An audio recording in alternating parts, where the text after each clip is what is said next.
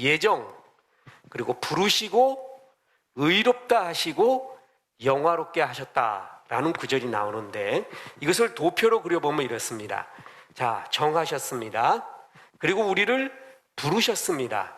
그리고 의롭다 하셨습니다. 그리고 영화롭게 하신다고 했습니다. 우리가 말하는 지금 오늘 말씀의 주제인 성화라는 것은 이 칭의와 영화 사이에 있는 것, 이것이 바로 성화입니다. 우리는 완벽하고 구원받을 만한 행위와 마음과 자격이 돼서 의롭다함을 얻은 것이 아닙니다. 우리는 아무도, 어느 누구도 예외 없이 하나님이 원하시는 의의 기준에 다다를 수가 없는 존재들이었습니다. 한마디로 뭐라고요? 완벽하지 않는 존재였다는 거예요. 그런데 우리를 하나님이 의롭다 하셨습니다. 그리고 마침내 영화롭게 하시는데, 그 중간에 이제 중요한 것이 성화라는 것이 있습니다. sanctification이라고 하는데, 이제 우리가 예수 그리스도로 말미암아 하나님의 자녀가 되었지만 우리 가운데는 아직까지 많이 남아있는 죄악의 속성들이 있습니다. 그 속성들을 하나둘씩 벗어가며 하나님, 예수님의 형상, 예수님의 성품을 닮아가는 과정, 그것을 성화라고 합니다. 그것을 우리 성도님이 어찌 보면은 완벽이라고 말한 것이 이 과정 속에서 그것이 완성되는 단계, 그게 영화고 완벽이라고 표현할 수도 있습니다. 어느 누구도 완벽해서 구원받은 사람은 없고 지금도 완벽한 사람은 없습니다. 그러나 인간은 모두 완벽하지 않기 때문에 어쩔 수 없다, 이렇게 말하면 그건 운명론이고 결정론입니다. 그것은 옳지 않습니다. 성경은 어느 누구도 완벽하지 않지만 완벽하신 예수님의 성품을 닮아가는 과정이, 신앙의 몸부림이 우리에게 있어야 된다라고 말하는데, 그것을 가리켜 성화라고 말합니다. 오늘이 그것이 주제입니다. 자, 신앙의 중요한 세 가지 교리, 이게 헷갈리면 안 되고요. 이게 거의 모든 것의 기본 중의 기본입니다. 첫째, 칭의라는 것이 있습니다. justification인데, 예수 그리스도를 믿는 순간 죄사함 받고 하나님 앞에서 의롭다 하심을 얻게 된다. 자, 요건 나중에 설명합니다. 의로워지는 게 아니라 의롭다 뭐라고요? 하심. 이게 칭입니다. 칭. 불러준다는 거예요. 내 속에는 아직도 죄성이 많아서 완벽하지 않은 사람이지만 하나님이 의롭다라고 칭해 주신다. 그게 바로 칭의라는 것입니다. 그 다음에 성화라는 것이 있는데, sanctification, 성스럽게 변해간다라는 것입니다. 믿음으로 의롭다 하심을 얻은 성도들이 하나님의 도우심을 통해 점점 거룩해져 가는 과정, 쉬운 말로 예수님의 성품을 닮아가는 과정입니다.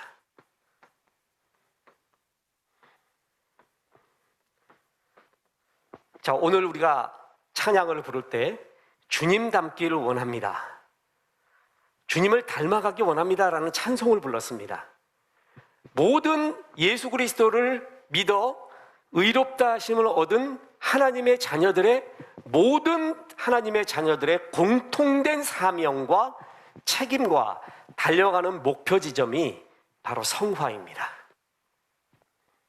자, 그 다음에 그 성화가 완성된 것을 glorification, 영화라고 합니다. 주님이 다시 오시는 날, 우리가 주님과 함께 새하늘 새 땅에 거할 때 이루어지는 일, 그러니까 지금 이 땅에서는 이 영화가 이루어지지는 않습니다. 그러나 이 영화로운 단계까지, 그리스도의 장성한 분량에 이르기까지 우리가 달려가는 것, 이 생에서의 하나님 앞에서의 중요한 성화의 사명이라는 것입니다.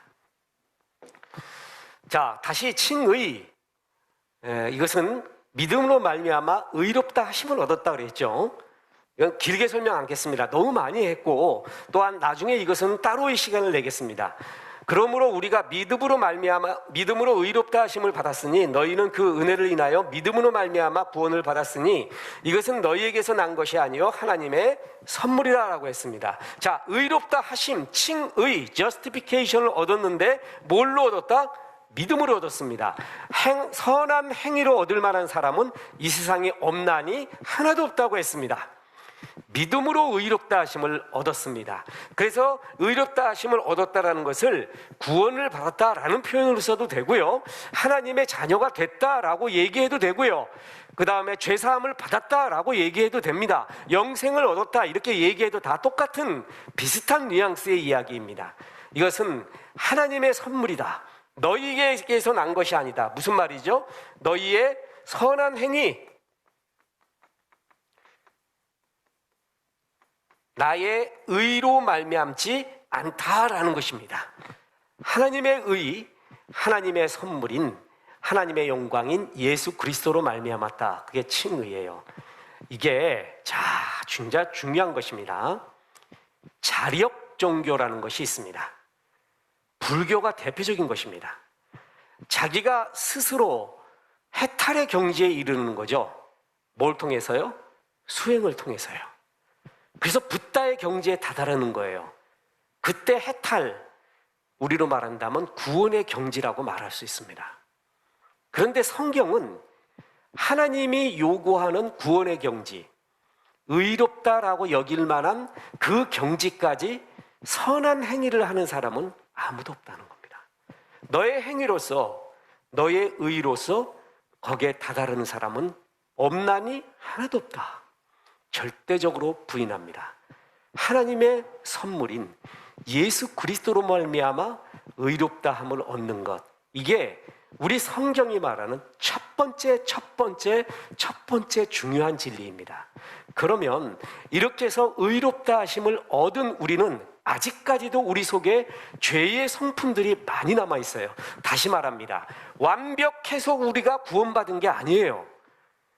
죄의 성질이 아직도 있지만 예수 그리스도로 말미암아 의롭다 하심을 얻은 거란 말이에요. 그런데 우리 속에 있는 아직도 이 많은 죄의 속성들을 어떻게 하느냐? 이제 예수의 성품을 닮으면서, 예수를 닮아가면서 서서히 내 속에 있는 죄성을, 그 오염을 제거해 나가야 됩니다. 그게 성화라는 것이에요. 그러니까 불교로 따진다면 반대죠. 불교는 완벽한 성화를 이루어야지만이 구원을 얻는다고 하는데, 성경은 그렇게 해서 구원 얻을 만한 육체가 하나도 없다고 합니다. 예수 그리스도의 은혜로 말미암아 십자가의 보혈의 피로 말미암아 구원을 얻고, 구원을 얻은 하나님의 백성들이 이제 추구해야 될 중요한 것이 성화라는 것입니다. 다시 말합니다. 이것은 구원을 얻은 백성들, 다시 구원의 서정 속에 들어가 있는 겁니다. 구원의 여정 속에 계속 들어가는 거예요. 그래서 하나님의 은혜로 구원받은 우리는 이제 성화의 과정을 밟아가야 됩니다. 중생, 예수를 영접해서 하나님의 자녀가 되는 것은 즉각적으로 이루어지지만 성화는 점진적으로 이루어지는 것입니다. 그러니까 하루아침에 성화되는 게 아닙니다. 점점 더 이루어져 가는 것입니다. 이것이 굉장히 중요한 것입니다. 자, 성화란 한마디로 주님을 닮아가는 과정, 쉽죠? 주의 성품을 닮아가는 과정입니다. 이걸 좀 길게 신학적으로 써봤습니다.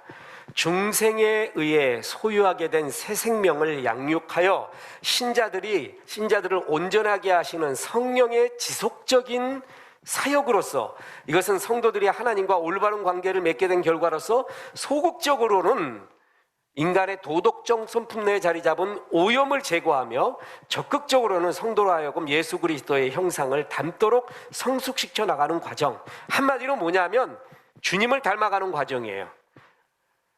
예수를 믿어도, 하나님의 자녀가 돼도 내 속에 죄의 성질이 되게 많이 있습니다. 그래서 내 속에 있는 죄의 성질, 죄의 성품을 보고 내가 구원을 못 받았구나 라고 자꾸 마귀는 그렇게 속이죠. 그리고 사람들도 그렇게 말합니다. 네가 그렇게 아직도 말의 죄, 마음의 죄, 행위의 죄를 짓고 있는데 네가 구원받은 사람이냐, 내지는 네가 하나님의 자녀로서 적당하냐? 이럴 때 우리는 무기력해지거든요. 옳은 말이기 때문에 말이에요. 예, 저는 하나님의 자녀가 되었지만 아직도 내 속에 죄의 성질이 많아서 지금도 부단히 예수 그리스도의 형상을, 성품을 닮아가는 과정입니다. 이렇게 답해야 됩니다. 그래서 성화를 이루어가는 것, 이게 이제 완벽을 향해 달려가는 우리의 모습이 있다라는 것입니다. 자, 예수님 앞에서요, 우리의 일생을 결산하는 그날 최고의 칭찬은 뭐냐면, 너는 나를 참 닮았구나, 이런 말일 것입니다. 그리스도인으로서 최고의 칭찬은 당신을 배우니 내가 아직 뵙지는 못했지만 주님을 뵙는 듯합니다 하는, 주님을 닮았다라는 그 모습, 그 칭찬이 가장 중요합니다. 인격적인 면이죠. 성품적인 면입니다. 그래서 신학자 헨리 할리만 교수는 성화는 잊혀진 축복이다, The forgotten blessing이라고 했습니다. 사람들이 성화를 되게 어렵게 여기고 힘드는 고행과 수행의 과정으로 여기는데 그게 아니라는 거죠. 성화를 이루면 이룰수록 자유가 임한다는 거예요. 평강이 임한다는 거예요. 말할 수 없는 주의 평강과 은혜가 내 속에 충만하게 된대요. 성화를 이루어가면 갈수록 말이에요. 그래서 성화는 잊혀진 축복, 최고의 성도들이 추구해야 될 축복이 있다면 그것은 성화라는 것입니다. 주님이 이렇게 말합니다. 두려워 말라, 평강하라. 나의 평화를 너희에게 주노니 내가 주는 것은 세상이 주는 것 같지 않다라고 했습니다. 세상에서 얻을 수 있는 기쁨이라는 게 분명히 있거든요. 그 기쁨은 작은 기쁨입니다. 그리고 타락한 기쁨일 수도 있고요. 미천한 기쁨입니다. 주님이 주시는 기쁨과 평화는 다른 것입니다. 주님은 그걸 주길 원합니다. 언제 그것이 점점 느껴지냐 하면 성화를 이루어갈 때입니다. 성화를 이루어갈 때 하늘의 기쁨이 내 가운데 넘쳐난다라는 것입니다. 자, 그래서 성경을 보면 에베소서 4장 24에서 22에서 24절에 보면 너희는 유혹의 욕심을 따라 썩어져 가는 구습을 따르는 옛사람을 벗어버려라. 오직 너희의 심령이 새롭게 되어 하나님에 따라 의와 진리와 거룩함으로 지으심을 받은 새 사람을 입으라 라고 했습니다. 이때 옛사람을 벗어버리라는 말 앞에 이렇게 집어넣으면 됩니다. 계속적으로. 그리고 이것도 새 사람을 계속적으로 라고 말하면 됩니다. 계속적으로 옛사람을 벗어가야 돼요. 그리고 계속적으로 새 사람을 입는 과정, 그것이 바로 성화의 과정입니다. 부흥사님들이 흔히들 이 이야기를 할 때 왕자 수업 이야기를 합니다. 왕이 거지를 자기 잃어버린 아들과 똑같아서 왕자로 삼았습니다. 너무 똑같은 모습, 똑같은 성품, 모습. 그래서 졸지에 거지가 왕자가 되었습니다. 뭐가요? 신분이 왕자가 되었어요. 그런데 아침에 궁궐에서 밥을 줬더니 이놈이 밥을 궁궐 아름다운 식탁에서 거나하게 먹질 않고 그릇 몇 개 담아가지고 저 구석에서 손으로 집어먹고 있습니다. 한마디로 거지같이 먹고 있다는 것입니다. 신분은 왕자가 되었는데 행위는, 사는 것은 거지 그대로였습니다. 그래서 왕이 그에게 왕자의 교육을 시키기 시작합니다. 궁중의 법도를 가르쳐주기 시작합니다. 그래서 거기서 먹을 필요가 없다고 합니다. 이제 왕의 식탁에서 멋지고 흐드러지게 먹을 수 있다고 합니다. 왕자의 수업이 시작이 되죠. 다시 말합니다. 신분이 변했어도 성품이 안 변한 경우가 있습니다. 우리가 그래요. 신분이 하나님의 자녀가 됐음에도 불구하고 우리는 누리지도, 그것을 기뻐하지도 못하고 옛 성품, 옛 사람처럼 사는 경우가 많이 있습니다. 그래서 바울은 너희 옛 사람을 자꾸 계속적으로 벗어버리고 새 사람, 성령으로 인한, 하나님으로 인한 새 사람을 계속적으로 입으라고 말하고 있다는 거예요. 이게 바로 뭐예요? 성화의 과정이라는 것입니다. 록펠러의 자서전에 보면 이런 말이 나옵니다. 어느 날 신문 기자하고 인터뷰를 했는데 당신 재산을 후손들에게 남기기 위해서 당신이 그들에게 하고 싶은 이야기가 있다면 중요한 얘기 3가지를 말해 주십시오 라고 했더니 나는 첫째, 감사할 줄 아는 후손들에게 내 재산을 남기겠다. 뭐 당연하죠. 감사 모르는 사람한테는 줄 필요가 없습니다. 감사 줘도 불평만 하는 사람이 있어요. 고마움을 모르고요. 은혜를 모르는 사람은 이 감사를 또 받을 자격이 사실 없죠. 또 하나, 내 재산을 감당할 수 있는 능력이 있는 사람한테 남기겠다. 재산 다 날려먹는 그런 타락한 사람, 그것을 유지도 못하는 사람, 그런 사람한테 주면 안 되겠다라고 합니다. 재벌 2세, 3세는요 유지만 해도 대단한 거 아십니까? 유지만 해도 그 사람 대단해요. 까먹지만 않아도. 재벌 1세처럼 자수성가하고 고생해서 재산을 불리질 않고 태어나 보니 벌써 가을이에요. 따먹는 열매가 주렁주렁 열매에 맺혀 있어요. 그 사람이 타락하지 않고 아버지의 재산을, 물려받은 재산을 유지만 해도 대단한 사람입니다. 3번째가 중요합니다. 내 후손들이 그것을 감당할 수 있는 사람이 되도록 나는 지금까지 훈련시켜왔다. 앞으로도 그렇게 할 것이다. 바로 이거예요. 이게 성화입니다. 그 축복을 유지하고 누리고 그렇게 할 수 있는 훈련. 그 훈련이 안 되잖아요. 그럼 받은 축복 다 날려버립니다. 하나님이 왕의 신분, 왕자의 신분을 얻게 해줬는데 사는 건 정말 거지같이 삽니다. 사는 건 정말 기쁨 없이 삽니다. 왕의 책임도 권리도 아무것도 모르고 살게 되는, 이게 악한 마귀가 우리를 그렇게 속이거든요. 신앙생활에도 기쁨이 없는 사람의 특징이 뭐냐면 성화를 이루지 않기 때문에 그래요. 성화의 거룩한 과정이 없기 때문에 교회는 왔다리 갔다리 해도 그 마음의 평강과 주님이 주시는 성령의 열매와 영광을 체험하지 못하고 있다는 것이죠. 나는 그것을 감당할 훈련을 시키겠다. 바로 이것이 성화에 대한 좋은 예입니다. 성화는 어떻게 이루어지는가? 2가지입니다. 성화는 성령님의 도움, 그리고 나의 의지입니다. 자, 칭의는 하나님의 전격적인 은혜입니다. 그런데 성화에 대해서는 신학자들이나 사람들의 의견이 나누는 경우가 있어요.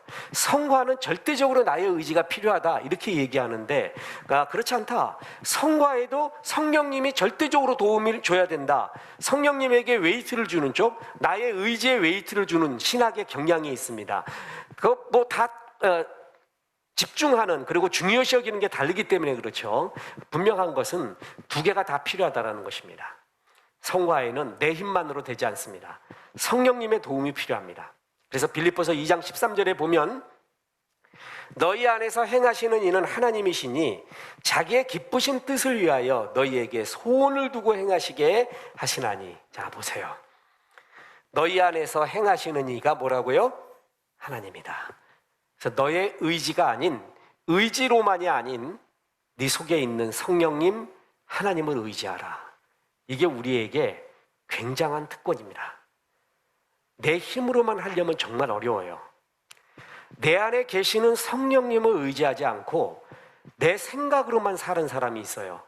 그거를 자아가 세다고 합니다. 그리스도인에게 제일 힘든 사람이 누구냐면 자아가 강한 사람이에요. 이 사람은 순종하지 않습니다. 주님이 쓰기도 굉장히 어렵고 자기 스스로도 굉장히 힘들게 사는 사람이에요. 내 안에 거하시는 하나님을 의지할 때 어떤 성화도 어떤 영광도 이루어질 수가 있는 것입니다. 그래서 성화도 절대적으로 성령님의 도움이 필요하다라는 것입니다. 디도서 3장 6절에 보면 우리 구주 예수 그리스도로 말미암아 우리에게 그 성령을 풍성히 부어주사.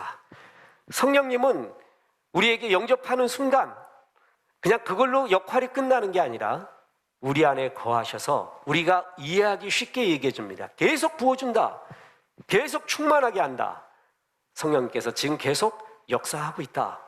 너희는 그걸 의지하라. 성화는 절대적으로 성령님의 도움이 필요합니다. 그러나 그것만이 아니라 내가 성화되고자 하는 나의 의지의 결단 또한 필요합니다.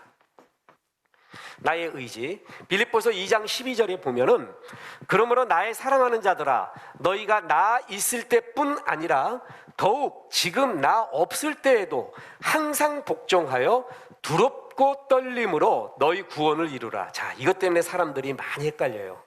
내 구원은 아직 완성되지 않았구나. 다시 말합니다. 칭의, 예수 그리스도를 구주와 주님으로 영접하는 순간 아직 내 속에 죄성이 남아 있음에도 불구하고 나는 이미 단회적으로 하나님의 자녀가 된 것입니다. 여태 이루라는 것은 네 구원이 아직 완전하지 않다. 이것도 하고 저것도 하고 저것도 해야지만이 구원이 완성된다라는 의미가 아닙니다. 그런 의미가 아니라 성화에 대한 의미죠. 성화에 대한 이야기입니다. 내 구원은 예수 그리스도로 말미암아 완벽합니다. 그러나 아직도 죄성이 많이 있어요. 그렇기 때문에 그 죄성을 벗어가는 과정, 성화의 과정을 가리켜 너희 구원을 이루라라고 표현을 합니다. 자, 만약에 너는 아직 그 정도 갖고는 구원을 못 받았으니까 이런 선한 행위도 하고 이것도 하고 저것도 하고 저것도 하면서 아직 미완성인 너의 구원을 만들어가서 완벽한 구원까지 가라. 그럼 예수가 필요 없는 거예요. 십자가가 필요 없는 거예요. 그걸 행위구원이라고 합니다. 성경에 그렇게 말하지 않습니다. 그것은 옳지 않습니다. 예수 그리스도로 말미암은 십자가의 구원은 완벽합니다. 그러나 우리가 아직도 남아있는 그 수많은 죄의 오염을 벗고 예수님의 형상, 성품을 닮아가는 과정이 우리에게 필요해서 그것을 가리켜 너희 구원을 이루라 라고 하는데 이것을 영어로 워크아웃이라고 합니다. 이것은 뭐냐면 운동할 때 사용하는 운동선수들이 땀 흘리는 노력을 전제로 합니다. 그 얘기는 뭐죠? 가만히 앉아있는 것이 아니라 성화, 주의 성품을 담기 위한 너의 노력, 의지의 결단이 필요하다는 것입니다.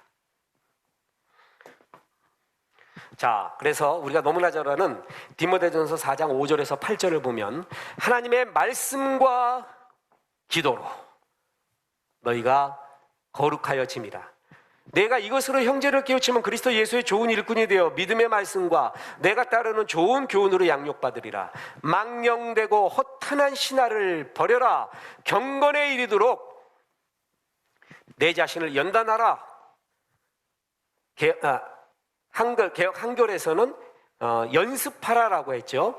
육체의 연단은 약간의 유익이 있으나 경건은 범사에 유익하니 금생과 내생의 약속이 있느니라. 네 스스로 의지의 결단으로 경건에 이르기를 연습하라. 제가 참 대학교 수련회 다닐 때 잊혀지지 않는 수련회 제목이 이것이었습니다. 너무 딱딱한데요. 경건에 이르는 연습. 경건에 이르는 연습을 하라.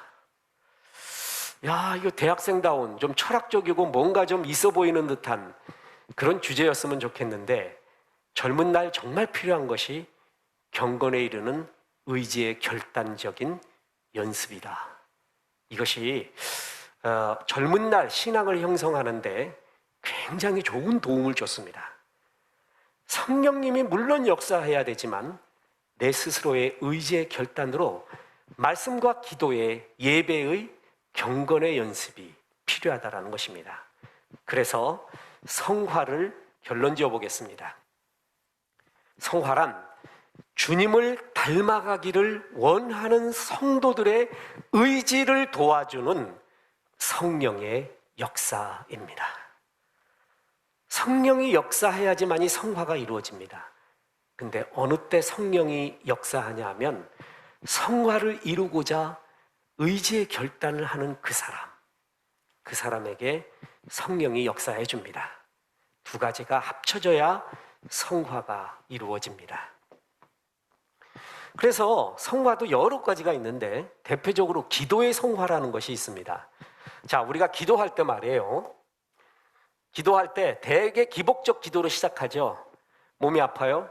사업이 안 돼요? 내 자식 놈이 속썩여요? 잘 되게 해달라고 기도하는 거 아니에요.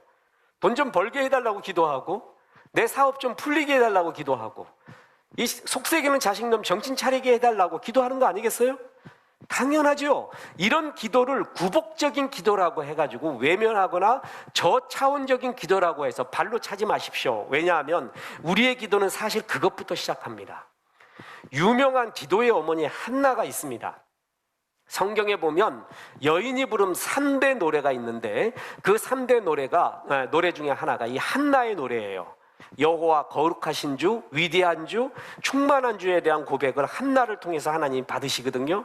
그 한나가 기도를 시작했는데 뭐가 됐냐면 자식이 없어 기도를 시작했어요. 그것부터 하는 거예요. 그러다가 기도가 깊이 들어가면은 주님의 마음을 알아가기 시작을 합니다. 그래서 어떤 목사님은 이걸 가리켜 영통 기도라고 해요. 굉장히 유머러스한 표현이라고 보는데, 영이 통하게 됐다. 주의 영과 통하는 기도. 처음에 기복적인 단순한 기도부터 하지만 기도를 오래 들어가다 보면, 깊이 하나님께 기도하다 보면 기도의 성화가 이루어져 간대요. 그래서 하나님의 마음을 이해하게 됩니다. 주의 생각을 이해하게 됩니다. 이 차원까지 가는 기도가 참 필요하죠. 주님 이게 필요합니다, 저거 필요합니다, 이거 필요합니다 라고 목록을 20가지 딱 말하고 이상으로 보고 끝하고 딱 지나가면 이까지 안 가는 거예요. 근데 그걸 다 얘기하고 나서 주여 이 기도 제목에 주님이 바라시는 게 뭡니까? 뭘 원하십니까? 하고 기도를 시작하는 거예요. 그때 주의 마음을 알아가는 기도의 성화가 이루어져 갑니다. 그리고 성화는 삶의 성화까지 이루어져야 됩니다. 내 성화가 개인적인 경건에서 머무르면 안 되고 이웃과의 관계까지 나갈 때 그 사람이 성화를 이루게 됩니다. 김현주 사모가 목사님, 강남 사람들 특히 현대인들에게 제일 많이 연구돼야 될 것이 있습니다. 그래서 뭡니까? 라고 했더니 우울증이라고 합니다. 누가 모르나? 그거는 10년, 20년 전부터 목회를 시작하면서부터의 주제였습니다. 그래서 이거의 성경적 의미가 무엇이며, 또한 하나님은 뭐라고 말하고, 여러 전문가는 뭐라고 말하고, 세상 전문가들은 뭐라고 말하고, 그리스도인 전문가들은 뭐라고 말하는가, 정말 많이 그때부터 주제였는 게 20년 넘게 지금 왔습니다. 실제로 우리 교회 출신 청년, 제가 전도사일 때 청년이 있는데 그 친구가 저 어디서 이제 정신과를 개업을 했어요. 그 친구도 보고 심리학 교수 친한 분들도 만나봐서 이거에 대해서 물어봅니다. 근데 참 답이 쉽지 않습니다. 하나로 정해지지가 않아요. 다 의견이 다르고, 그거 답을 알았으면은 이 세상에 우울증 환자는 하나도 없대요. 예를 들어 탈모하는 게 굉장히 또 고민이라고 그러잖아요. 탈모 치료제 확실한 거 개발했다 그러면 이 세상에 대머리는 하나도 없을 겁니다. 근데 많잖아요. 그래서 완벽하지 않다는 거죠. 그러면서 이것도 완벽하지 않으니까 계속 연구 중에 있습니다. 그런데 너무 웃긴 거는 무신론 정신과 의사 중에 종교를 가지십시오 라는 분이 있었다는 거죠. 그만큼 신앙이 마음 회복에 굉장히 도움을 주고, 또 하나의 공통점이 있습니다. 그게 뭐냐면 이웃에게 많이 피라는 겁니다. 이웃에게. 릭 워런 목사님, 참 이게 어려운 분입니다. 목적이 이끄는 삶. 그 집안이 저도 참 이해할 수 없게끔요, 선천적 유전적 형질로 우울증이 굉장히 심한, 누구의 표현에 의하면 3배 정도가 심한 집안이라고 합니다. 저는 이해가 안 갑니다. 그게 무슨 말인지. 릭 워런 목사님 또한 그런 아픔이 있다는 얘기죠. 그분도 걸어다니는 종합병동이라는 것 같이 많은 아픔이 있습니다. 그분이 이런 정신적인 우울을 극복한 그분의 방법론이 있었습니다. 그게 바로 뭐냐면 이웃에게 그렇게 많이 복음을 전하고 많이 베풀었다는 거예요. 여러분, 목적이 이끄는 삶 아시죠? 그 책이 얼마나 팔렸는지 아십니까? 말도 못합니다. 그냥 베스트셀러를 넘어서 슈퍼 스테디셀러였습니다. 피터 드러커가 편집을 해줬죠. 말도 못하는 돈을 벌 수가 있었습니다. 그걸 아프리카 선교재단에 전부 도네이션 합니다. 야, 그거 있을 수가 없다. 그건 있을 수가 없는 얘기다. 어떻게 그게 가능한가? 목사님은 그게 나를 살리는 길이기도 했대요. 그래서 그분이 깨달은 것은 주께 한없는 찬양과 기도, 그리고 이웃에 대한 베품, 그것이 우울증은 안으로 들어오는 거거든요. 이거를 베풀면서 그것을 극복해 나갔다라는 것입니다. 이것이 그분의 방법론이기도 하고, 또한 그 얘기를 했더니 그것이 우울증을 극복하는 좋은 방법 중에 하나입니다. 그것이 다는 아니지만 그것이 굉장히 중요한 방법이다라고 이야기합니다. 자, 성화라는 것은요, 내 개인의 경건의 차원만 있는 게 아닙니다. 이웃과의 관계가 들어가야 됩니다. 그것까지 이루어질 때 진정한 성화가 이루어져요. 광인수의 집이라는 토스트 집이 있습니다. 광운대 인문대 수석 졸업자의 집이라는 뜻이에요. 이준영이라는 청년이었는데, 이 사람이 광운대로 수석으로 졸업하고 나서 컨설팅 회사에 들어갔습니다. 그래서 아이들 직업이나 진로에 대해서 컨설팅을 해주는데, 너무 상업 논리 이런 것 때문에 회의감을 느껴서 그들은 정말 후배를 사랑했는데 이래서는 안 되겠다, 내가 광운대 앞으로 직접 가서 이들과 상담하고 싶다라는 마음을 먹게 되었습니다. 그래서 뭐 할까? 그러다 토스트 장사를 하자. 그래서 토스트 생각을 하면서 20년 동안 거기서 토스트를 판 할머니 가게를 방문했습니다. 할머니가 토스트가 이만한데 너무 싸게 파는 거예요. 할머니, 이렇게 싸게 팔면 남는 게 뭡니까? 라고 했더니, 배고픈 사람을 배부르게 하는 일이 내가 하는 일이야. 토스트 가격을 올리면 배고픈 사람들이 못 사 먹지 않겠어? 너무나 단순한 논리로서 나는 돈 벌려고만 이거 하는 게 아니야 라고 말한 거예요.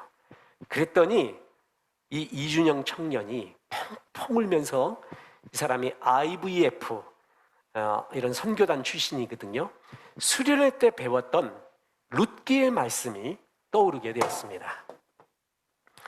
배고픈 사람들에게 빵을 먹이는 것도 복음이다. 복음은 배고픈 사람, 부족한 사람들의 필요를 채워주는 것이다. 그게 수련회 때 받은 말씀이었거든요. 그게 떠올랐습니다. 이거였구나.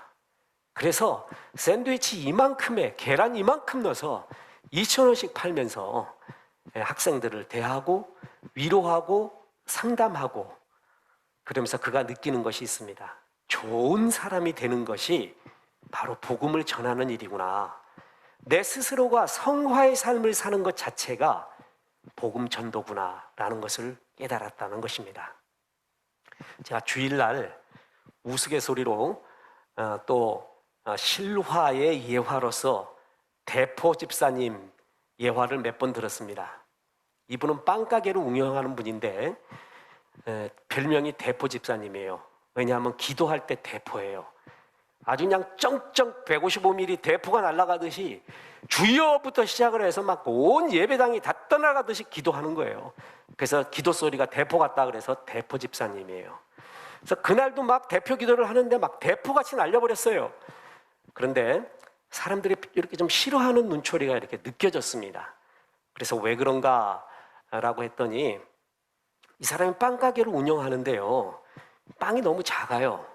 그러니까 이렇게 좀 풍성하게 이렇게 나눠주진 않다고 너무 좀 구두대적으로 장사를 했나 봐요.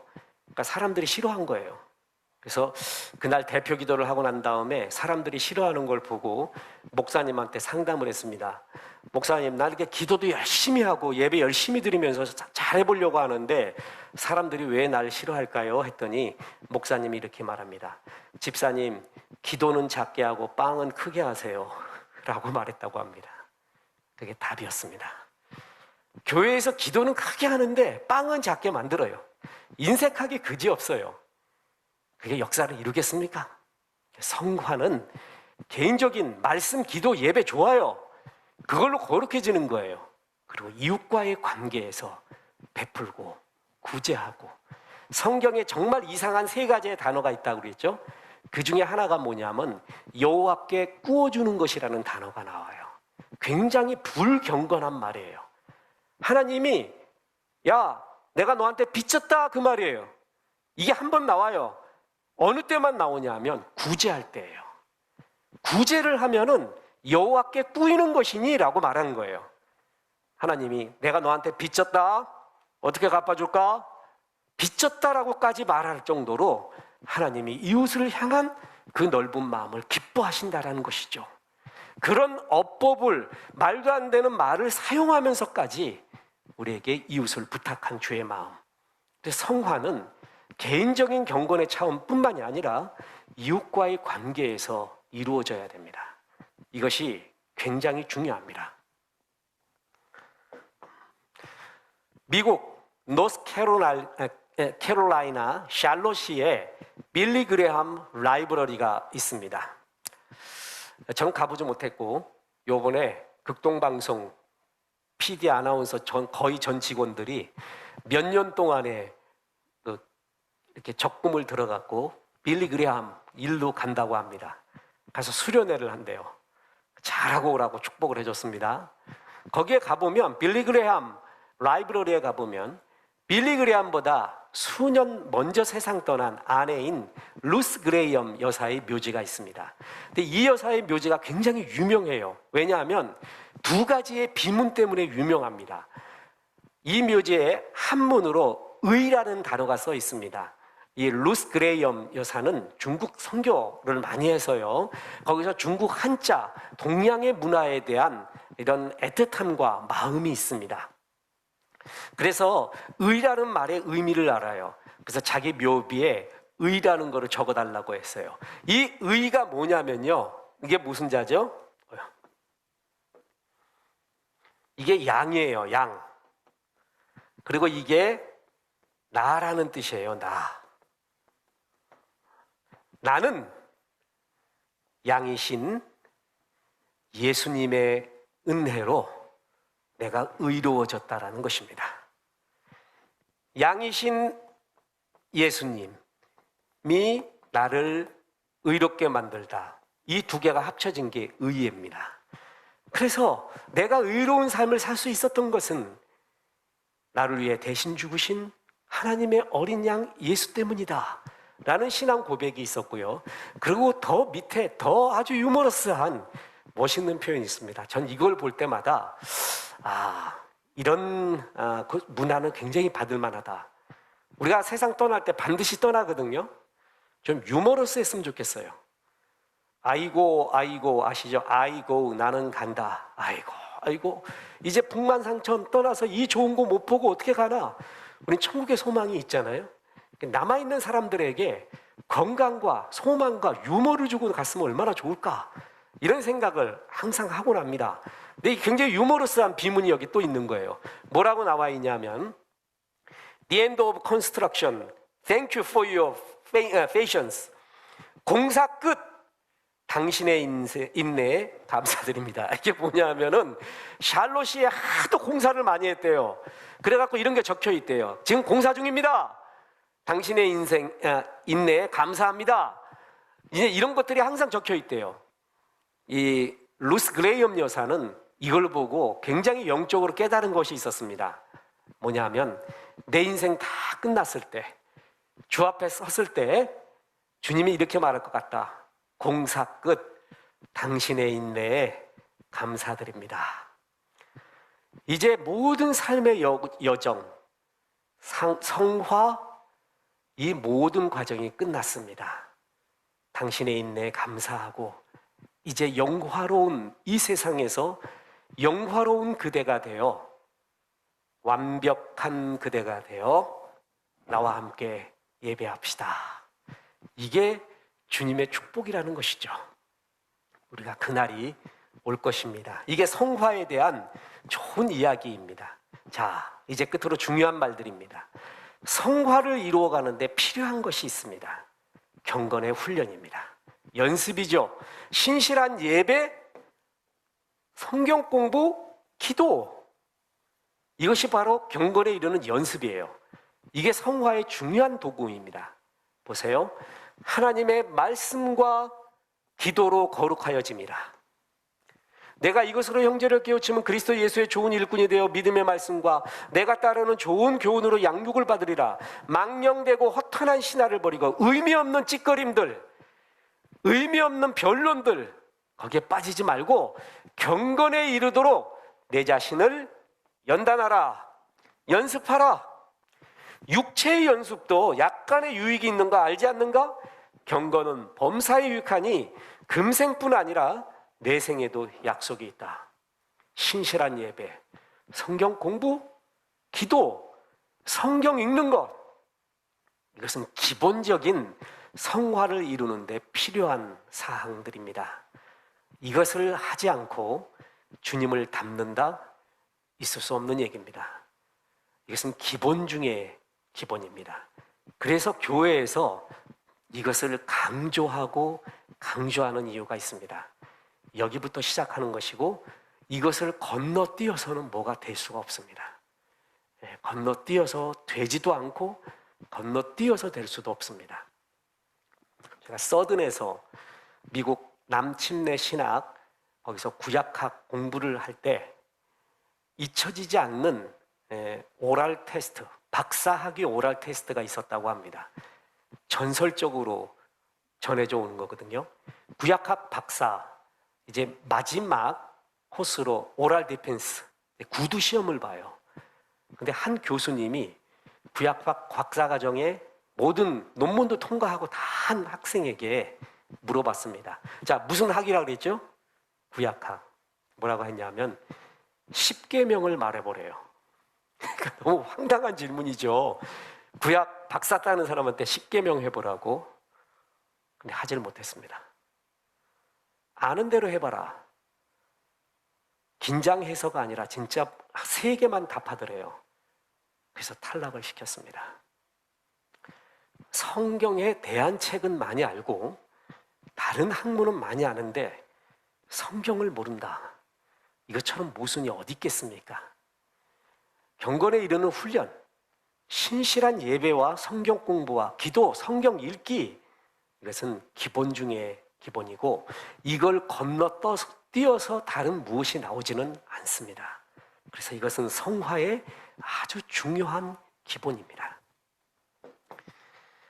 내비게이터 선교단의 창시자 도슨 트로트맨, 이분의 평생의 신조가 있습니다. 예수를 배우자, 예수를 전하자. 아주 심플해요. 죽을 때까지 예수를 배워가자.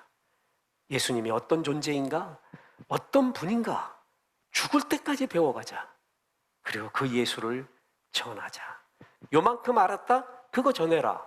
2개 알았다? 그거 전해라. 3가지 알았다? 그거 전해라. 완벽하게 다 알기까지는 안전하겠다? 웃기는 소리 하지 마라. 아는 만큼 다 전해라. 예수를 배우자, 예수를 전하자. 제가 아침에 너무 기쁜 소식을 듣고 이기건 주보에 내야 된다 했습니다. 어느 목장에서 전도, 노방전도를 하기로 했대요. 그 이야기를 듣고 얼마나 기쁜지 담당 사역자나 제가 일체 말한 것이 아닙니다. 근데 이제 날씨도 좀 풀리고 사람들에게 약간의 접촉도 가능하니까 노방전도를 하겠다는 거예요. 그걸 듣는 순간 부끄럽고 고맙고 기쁘고 자랑스럽고 별 생각이 다 납니다. 주님은 제일 기뻐하는 게 전도입니다. 그리고 그 전도는 내 영역이 아니라 우린 전할 뿐이고 역사는 하나님이 하시는 거예요. 모든 너에게 지혜를 준 이유, 생각을 준 이유, 건강과 아름다움과 물질을 준 이유, 전도하라는 것이거든요. 그래서 전도에 힘쓰는 자, 예수를 배우자, 예수를 전하자. 이것이 성화에 얼마나 중요하고 성화를 이루어가는 사람들의 하는 일입니다. 신학은 고급 신학이 돼서는 안 됩니다. 이런 원초적인 야성 있는 신학이 돼야 됩니다. 그리고 성화를 이루는 주님의 또 하나의 중요한 훈련의 방법이 바로 고난이라는 것입니다.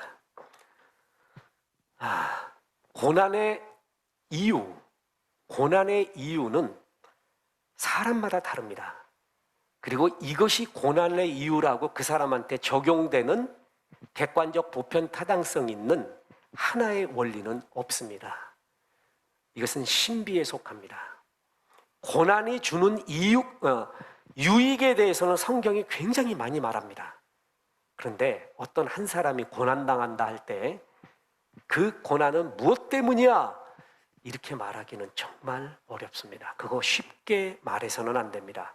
물론 베드로 후서에서는요, 크게 세 종류로 말합니다. 저도 이제껏 시중에 나와 있는 수많은 고난에 대한 책, 세상책, 신앙책을 다 들어봐도요, 그 세 가지의 이유와 욥기의 이유, 그거를 벗어나는 것을, 그 패러다임을 벗어나는 것을 보지를 못했습니다. 전부 심층 구조는 그 안에 다 들어가 있죠. 베드로 후서에 의하면 제일 많은 게 내 잘못으로 인한 고난, 잘못해서 고난받는 거 하나, 또 하나 애매한 고난, 예수님의 것, 하나님의 것을 택함으로 인한 고난, 세 가지예요. 내 잘못으로 인한 고난 너무 쉽지요? 그거는 원인 관계가 분명한 고난은 견뎌내기가 쉽습니다. 또 주님의 것을 택함으로 인한 고난, 영광이죠. 내가 돌아보는데 내가 주님 때문에 고난당한 게 있는가? 아니면 전부 내가 잘못해서 고난당했는가? 나중에 하나님 앞에 섰을 때 주님으로 인한 고난 한 번도 안 당했다. 그 고난이라는 말이 힘들면요, 손해라고 하면 돼요. 손해.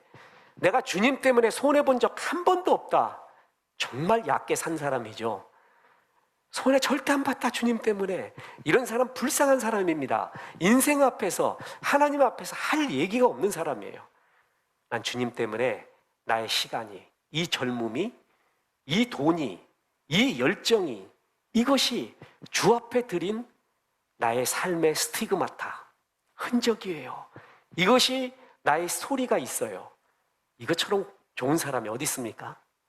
또 애매한 고난, 이게 굉장히 어렵거든요. 해석이요.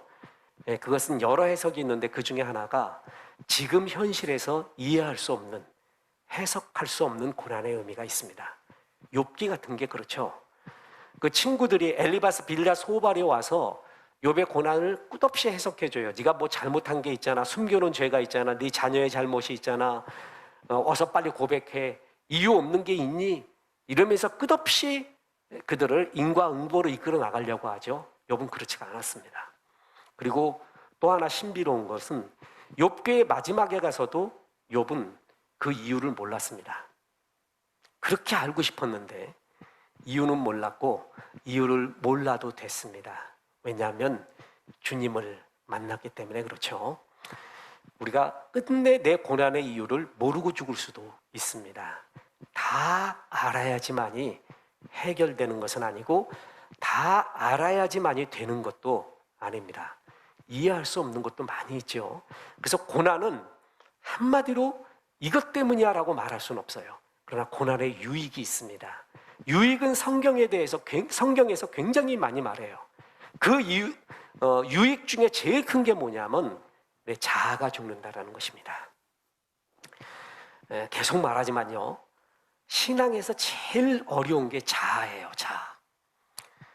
자아가 강한 사람이 제일 쓰임받기가 어렵습니다.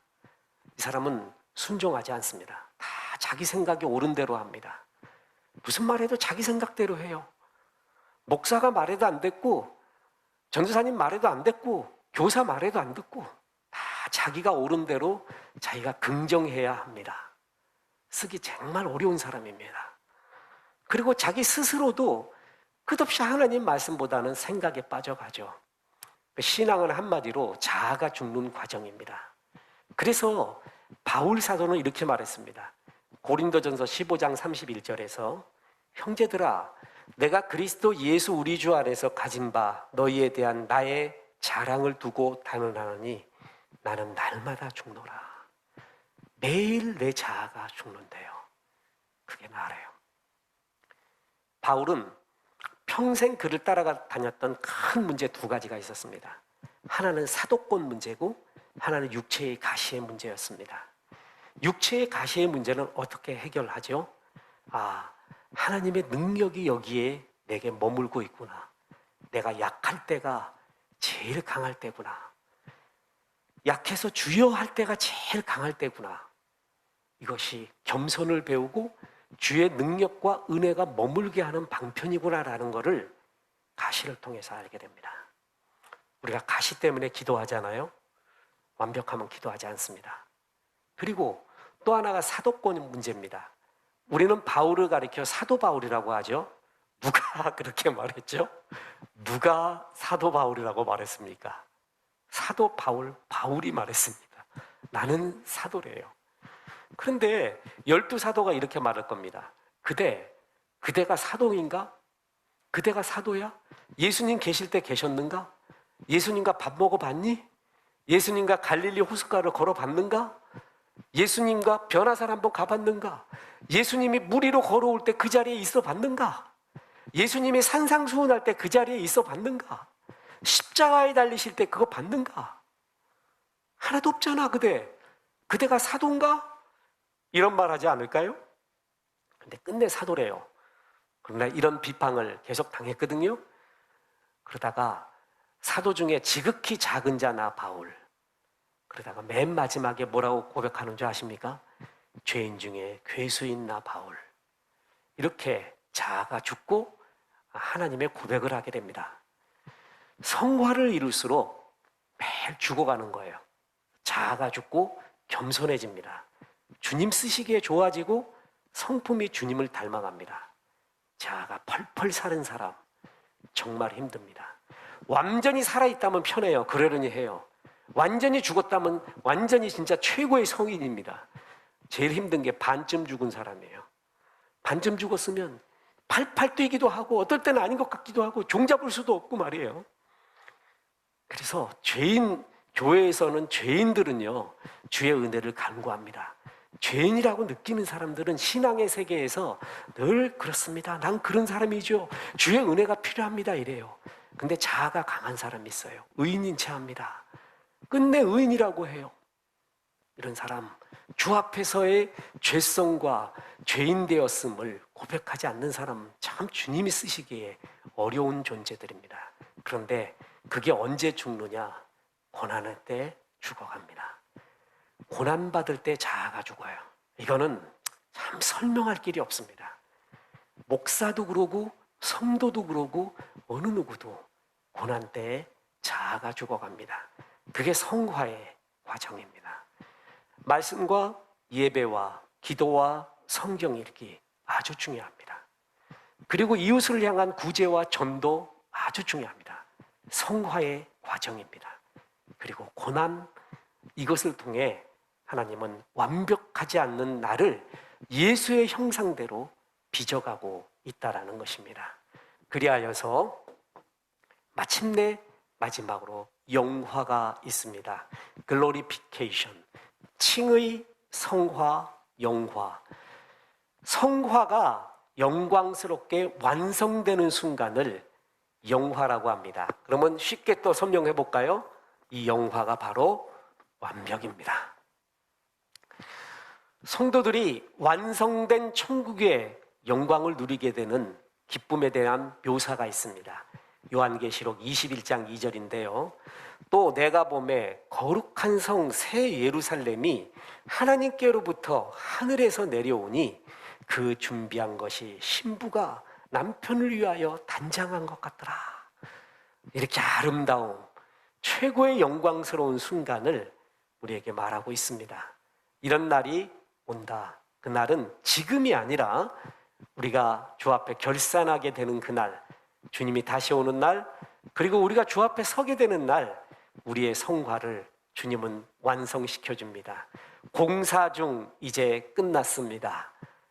그동안 성화를 이루느라 참 수고가 많았습니다. 주님이 그 말을 하게 될 것입니다. 거룩한 주님을 닮아가는 과정을 살다가 마지막 이제 마침내 주 앞에 서는 날, 주님께서 다시 그분의 은혜로 우리의 부족함을 다 메워주시고 우리를 그때는 온전하게 하십니다. 그분 앞에서 영광스러운 존재로 세워주는 것, 그게 바로 영화의 체험입니다. 우리는 비로소 그때 이 세상에 살면서 간직하던 모든 연약함, 티나 주름, 죄성, 오염을 다 벗어버리고 온전함을 이루는 주님의 모습으로 쓰게 됩니다. 그게 바로 영화의 날입니다. 아직 그것을 살아생전에 이룬 사람은 아무도 없습니다. 그 과정을 향해 끝없이 성화를 향해 자아가 죽고 주 앞에 나아가는 과정 중에 우리가 있다라는 것입니다. 오늘도 알 수 없는 고난 가운데 있는 성도 여러분, 힘내시기 바랍니다. 그리고 더욱더 주님 앞에 의지하고 주님만 바라보는, 주님을 생각하는 성화를 입어서 주의 은혜가 가득 넘쳐나기를 주 예수의 이름으로 축원합니다. 기도하겠습니다. 하나님 감사합니다. 성도님들의 질문에 답하는 수요 예배, 오늘 칭의와 성화와 영화에 대한 주의 말씀을 전했습니다. 성령님께서 이 말씀으로 우리의 심령에 열매 맺게 도와주시고 예수 그리스도로 말미암아 하나님의 자녀된 우리들이 날마다 성화를 이루어 주님이 기뻐하시는 존재로 살아갈 수 있도록 도와주옵소서. 예수님의 이름으로 기도했습니다. 아멘.